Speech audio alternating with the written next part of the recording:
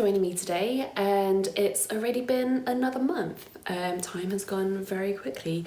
So today is my monthly makes video, if you haven't guessed that already. I actually didn't do that much sewing last month. I was in a bit of a sewing rut. I lost my sojo. Just couldn't bring myself to do very much towards the end of September, October time, so I actually don't have that much to show you today. I've got a couple of sewn items and a couple of knitted things to show you. I have to say I have been getting really into my knitting recently. I don't know if that's just a result of lockdown or because of the weather changing and all of that, but literally just always need to be doing something with my hands, and knitting seems to be the perfect solution. I will start with what I'm wearing right now.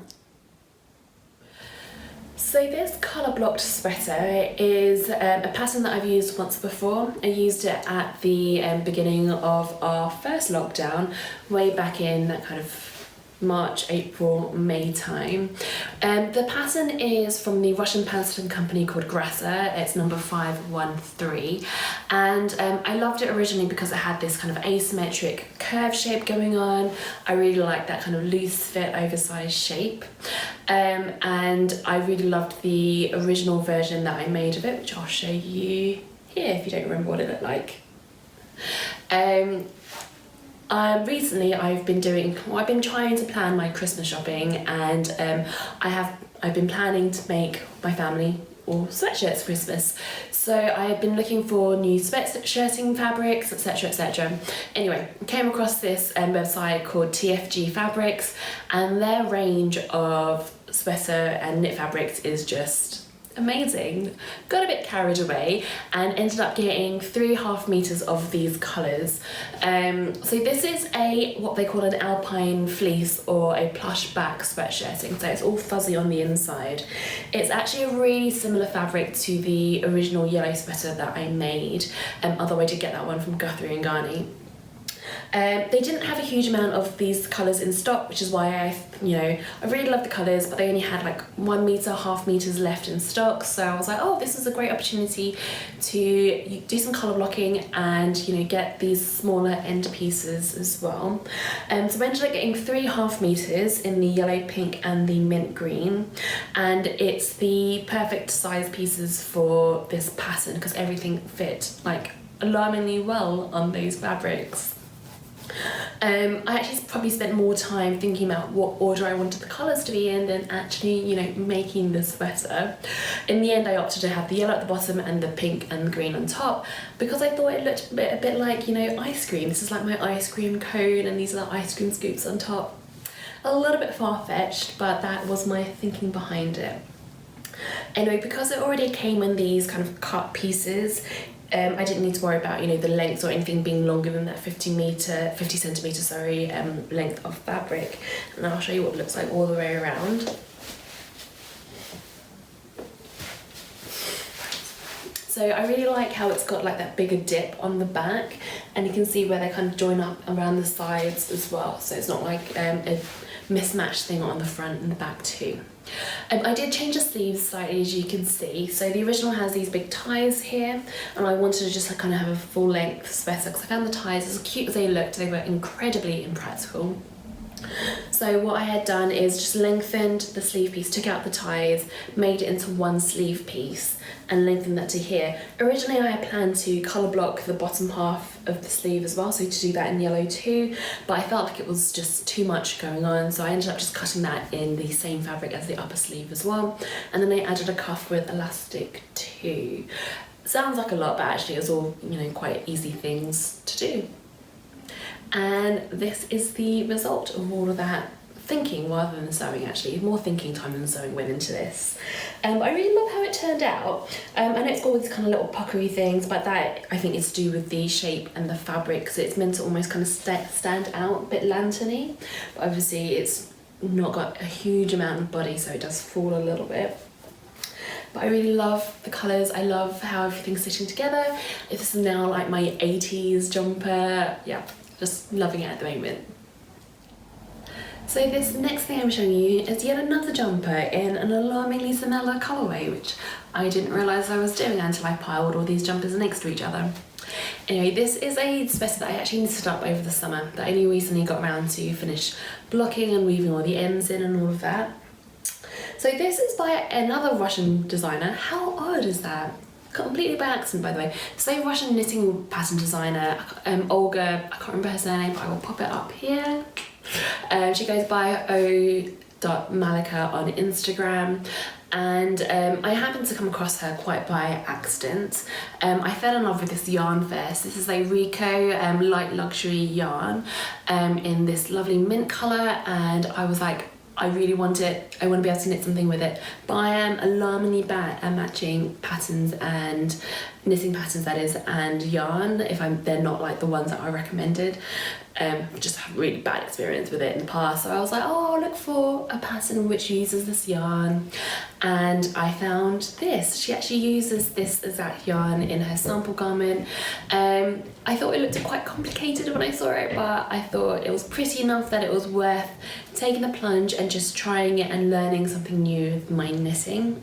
So it's got this kind of lace pattern along the bodice. It's knitted plain up to about this point, knitted bottom up in the round, and then you just start the knitting pattern kind of this level upwards. The sleeves are knitted separately and then seamed in too. I really like all these knobbly bits on them. Yeah, just love the texture of it. It's really warm, really light and really snuggly. I think this is going to be a great winter jumper as well. Despite it looking holey, it actually keeps in a lot of heat. Like, it's really, really warm. Fit wise, I did the size M, and no one can see how it fits. I think it's pretty true to size from what I remember. I can't remember. I think I knitted it up on 6.5mm needles. It was a surprisingly quick knit, that's all I can remember. I like that about lace patterns. I feel like actually, as complicated as they might look and seem when you're starting out, once you get into the rhythm of it, you can do it really fast. I'll give you a twirl and you can see what it looks like all the way around.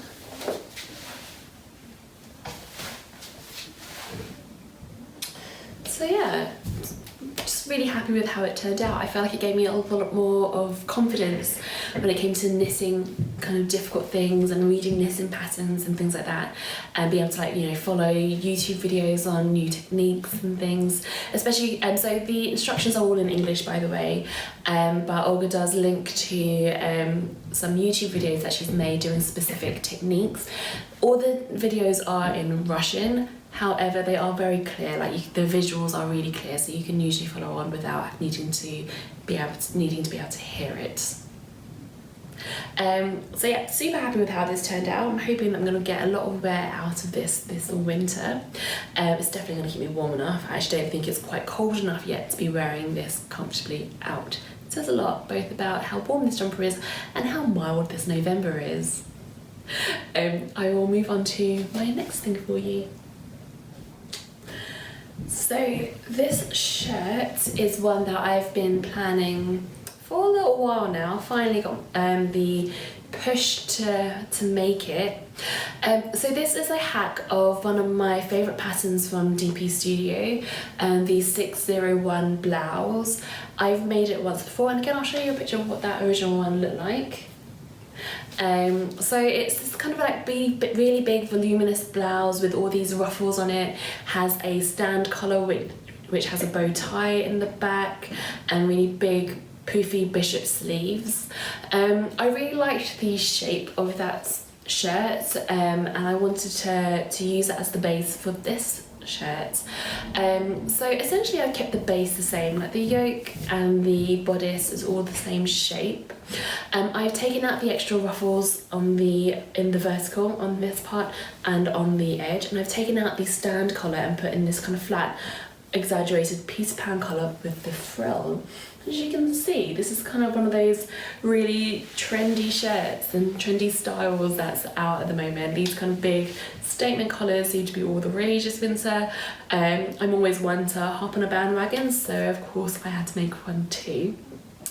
The sleeves I kept the same, I just shortened them in that they're the same pattern piece, just shortened, and then with a cuff instead, like an elasticated cuff instead of the buttoned one that the original came in. This is partly because I didn't have a huge amount of fabric. So this fabric is a silk ex-designer piece that I got from the New Craft House way back when, at the beginning of the year, at the Stitch Festival. And this was an end of roll piece. I think it was about a metre or just over, somewhere between a metre and a metre and a half of fabric there. And I knew I didn't have a lot, so I was like, this is somewhere where I can kind of cut the corner a little bit. I'm not a huge fan of full sleeves anyway. I'm always that person that pushes them up, so I was like, let's just have the sleeves short instead. So I'll give you a twirl and you can see how it looks. You can see the length of the shirt. So the shirt, the hem does curve naturally front and back. You can see where the pleats are, so there's pleats in where the bodice is as well, and you can see where the yoke piece comes over the shoulder too. Realistically, if I could have, I would have put in the ruffle that goes across the yoke too. I did run out of fabric, which is a little bit of a shame, because I think that would have just jazzed it up that a little bit more. Overall, it was a really easy hack to do, although it looks, I think, quite different from the original. These kind of Peter Pan collars are really easy to draft yourself as long as you've got your back and front bodice pieces. It's just a case of, you know, overlaying them on the seam line on the shoulder and then drawing out your new pattern piece essentially. The ruffles were quite fun to put in. I wasn't sure how it would look because I didn't really think about, you know, the curve and how much kind of extra fabric that would take, but I was really lucky that it all kind of just worked out. I think you just love it when that happens. Anyway, really love how this turned out. I'm hoping this is going to be like something that I'm going to be able to wear quite a lot, despite the fact that it's silk and it's technically a fancy fabric, but I'm trying to make this into more like just luxury day wear, because it's not like we're going out anywhere fancy anymore. So part of the reason why I wanted to make this shirt so much recently is because I really wanted to make a pinafore dress out of this wool. So this is a piece of fabric that I got from Fabworks Mill back in August when I was up in Yorkshire. That's where their shop is. They're online, but their kind of big shop is up north. And I found this wool and I just fell in love with it. It's really gorgeous, dark blue with these black flocked polka dots all over it. It just kind of feels velvety over where the polka dots are, and I just loved it, and I was like, must have it. Don't know what I'm going to do with it, but I'll take whatever you have left. And I think it was about like 1.3 meters of the stuff. I was like, yes, I will take that. When I got home, I kind of didn't know what to do with it, and then I was struck by the idea of having a pinafore dress made out of it. I couldn't decide what kind of pinafore dress. I kind of wanted it to be, you know, quite A-line, almost to a 60s style, kind of, but I wasn't like 100% sure. In the end, I came across the Rickey pinafore from the sewing pattern company Our Lady of Leisure. It's not one that I've used before, but I'm always up for trying a new indie pattern company. I thought the pattern itself looked quite simple, but I liked the shape, I liked how the sample garment looked, and I'm always just keen to see how different designers draft and do their instructions and all of that as well. So I thought, worth giving a go. If I'm being very honest, I think I would have been better off just drafting it myself from scratch. It's a really simple pattern that I don't think is particularly well drafted, and I think that if you are a beginner looking to use this pattern, I have a bad feeling that you'll leave a little bit disheartened. The reason being mostly is because I had to alter the patterns quite a lot. I had to, despite my measurements kind of fitting in quite well with a single size on their charts, I had to grade from 2 sizes from the waist to the hip. I ended up having to take 10 centimetres off the length on the skirt and 5 centimetres off the bodice, and even then it doesn't look kind of out of proportionally short. This is just how it should look on me. I also decided to change how the straps went in. So the straps are originally meant to be sewn into the skirt and the bib, so there's no room for adjustments, which I always think is quite important with pinafores or dungarees, is that being able to adjust that length, because, you know, depending on what you're wearing, depending on your height, your size, etc., that is a length that could vary quite a lot. So what I did is made the ties a bit longer than what the original pattern asked for. I also made them wider. So I think they're very, very narrow straps otherwise. So I made them wider, and I made them wide because I wanted to use these sliders that I found on eBay. These kind of plastic, shiny, retro looking sliders, and what I've done is looped the strap through the top part and then onto a button at the top. So just by adjusting where that button is, and I can always, you know, take that off and move that, I'm able to adjust the length of these straps. And I kind of like how that looks. The back closes with a single back centre zip, not an invisible zip, just a lapped zip. So I'll show you what that looks like all the way around. I kind of just like how this outfit goes together, the little dots and the big dots, and I just feel like I look ridiculously cute. I don't care what anyone else thinks, I think I look cute in it, so that's all that matters. So yeah, I'm not sure I can recommend this pattern. I'm sure it works for some people, but I just don't think it's gonna work for many. I hate to give a bad review, but I have to be honest with that one. Yeah, it's just a bit of a toughie.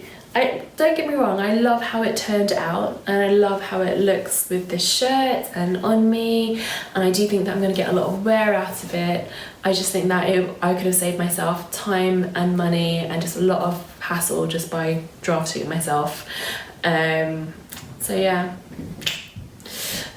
what can you do about it?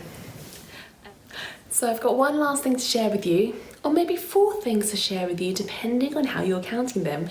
I knitted socks, 2 pairs of socks to be precise. So I've always wanted to knit socks, but I've always found sock patterns to be alarmingly terrifying. All those heel flaps and turns and gussets and just all these things that I just didn't understand. But I thought, you know, I've been really upping my knitting game. If there's ever a time to try it out, now is the time. So I decided to use the pattern, the Hermione Everyday Sock, which is a free one on Ravelry. I'll link to it below if you want to have it and you can't find it, don't already have it, etc. And it's a really good pattern. I really enjoyed using it. I found it really easy to follow. It was really kind of simply laid out, and I just, I managed to just do it step by step and not get confused at any point. Considering this is like the first sock I've ever knitted, I thought it came out pretty well. It's not perfect by any means, but I thought it worked well. For this first pair I used a Stylecraft self-striping yarn. So you can see it's got this really nice kind of big blocky stripes going through it. I didn't realise this, but with yarn like this I need to have it kind of matching up to the first sock. So when I finished my first sock, I wasn't at the halfway point in my ball of yarn. So I needed to get rid of a length of yarn to get to the same starting point as my first sock, which I didn't think about before I started. And I don't know if that's just like, a thing that everyone assumes and that happens, or if that's just, me having this big revelation in the middle of that. Either way, they came out great. They're almost matching perfectly, not quite, but I think only I can tell that. Because of how well this worked, I went straight into knitting a second pair of socks, which is this one. So I used the same pattern, although I did alter it very slightly. So I shortened the ankle bit here because I quite like a shorter sock, and I changed the body pattern to have this eyelet pattern. So hopefully you can see that. So it's just got a little bit more texture. It's got this holey thing going on. And I think with this yarn, it worked beautifully. So this is a yarn that was gifted to me from Nellie and Eve. And all these yarns are hand spun and dyed in Wales. And this yarn is called, I think it's called Summer Meadow. And it's got this beigey colour with these flecks of yellows and pinks and purples through it. I'm gonna just show you again because it's just so pretty. When I was knitting it, I would just stop and be like, oh, this is so nice. Anyway, I managed to even just colour block the toe and the ankle cuff, which made me even more proud because I'm like, I can actually knit socks and they look like real socks. I've been very proud of myself with my knitting recently. So, would you believe it? That's actually all I've got to share with you today. I know, it's madness for me. It's like, what have I been doing with my time? Watching a lot of TV, a lot of Taskmaster. If anyone hasn't watched Taskmaster before, I'd strongly recommend it. It's very, very funny. Hopefully I'll have more to share with you next month, but who knows? Unfortunately, with the current lockdown, I say unfortunately, the current lockdown means that actually I still have to work, and I don't have the same luxury of time that I had the last time. I've also got a lot of Christmas presents to be making, so I better get on with that. I will see you guys soon, hopefully. Take care. Bye.